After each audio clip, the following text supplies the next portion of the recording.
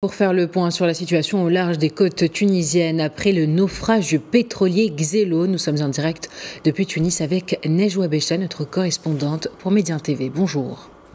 Bonjour. Alors, quelle est la situation dans le golfe de Gabès après le naufrage du pétrolier ayant coulé la veille ? Voilà, une course contre la montre a débuté depuis hier pour éviter une catastrophe naturelle d'ampleur. Selon les dernières informations, les autorités affirment que la situation actuelle est rassurante et sous contrôle sur le site où le navire a coulé. Afin d'éviter des complications, des travaux sont en cours pour mettre en place des barrières pour limiter la propagation du carburant et boucler l'endroit où le navire a coulé. Les autorités finalement ont rapidement déclenché le plan national d'urgence de prévention des pollutions marines avec l'objectif de maîtriser la situation. Ce dimanche, alors, des plongeurs ont commencé, on apprend, l'inspection de la coque du pétrolier. Où en est cette opération ?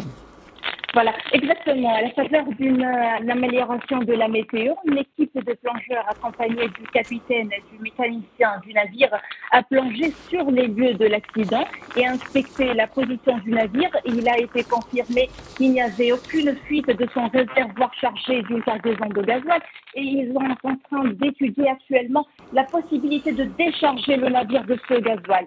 Il est à noter aussi qu'une barge italienne devrait être envoyée depuis l'Italie pour soutenir la Tunisie, mais cette barge n'a pas encore reçu le feu vert de la part des autorités tunisiennes pour entrer dans les eaux territoriales.